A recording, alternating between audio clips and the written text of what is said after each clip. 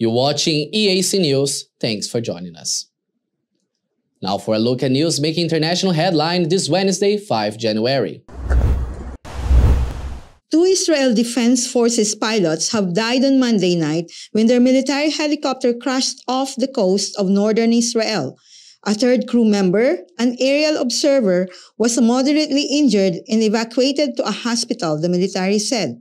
The hospital said he was in stable condition, being treated in its shock ward and would then be moved to its intensive care unit for further treatment.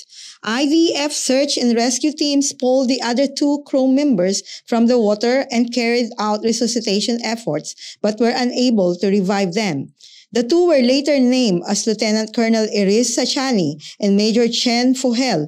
Their families have been notified, the IDF said in a statement. The military said the survivor was a naval patrol officer. The type of helicopter that crashed is usually crewed by a pilot, a co-pilot, and a naval officer. The Air Force commanding officer was opened an investigation into the crash and ordered a temporary discontinuation of training flights, as well as the use of the Maritime Panther helicopter. The chopper brought down by malfunction, not attack. At least 16 people have been killed in Colombia's Arauca province amid fighting between illegal armed groups, the country's human rights ombudsman said on Monday, adding that 12 families had been displaced. Fighting broke out over the weekend in Arauca, which sits on the border with Venezuela, as members of the National Liberation Army fought with dissidents of the Revolutionary Armed Forces of Colombia who rejected the 2016 peace deal.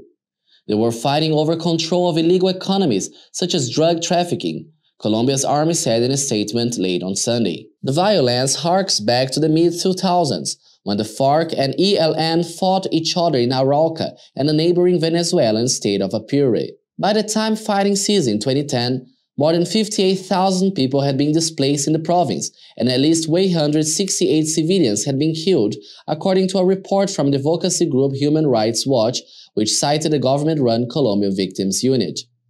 Some 5,000 people fled Apure at the end of March last year amid clashes between Colombian armed groups and the Venezuelan military. So far, the Human Rights Watch has received reports of 24 deaths due to the violence, the group's senior investigator for the Americans Juan Pepper said in a message on Twitter, adding that there had also been forced displacements and kidnappings.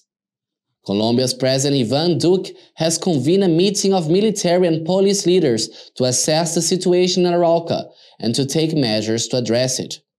Colombia's government accuses Venezuela's President Nicolás Maduro of harboring FARC dissidents and ELN combatants, something Maduro has repeatedly denied.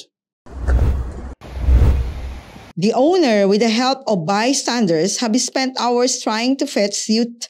Brisbane resident Bruce Howe, who visited Rainbow Beach with his wife, has filmed the scene as the waves swept the road to nearby rocks and then hit it to the surf. The car owners struggled to get the vehicle ashore. They were in a little panic trying to save the car.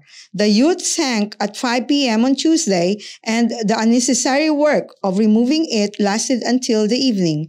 Youth swept into dangerous surfing after a hurricane closes beaches and floods streets, Modcom ran on January 4. The man had driven off-road with his Ford Ranger with a jet ski on Rainbow Beach to the North Brisbane around the rocks as the penetrating waves hit him. In Queensland and New South Wales, several beaches were closed on Tuesday for dangerous surfing and unusually high tides created by former Cyclone Seth.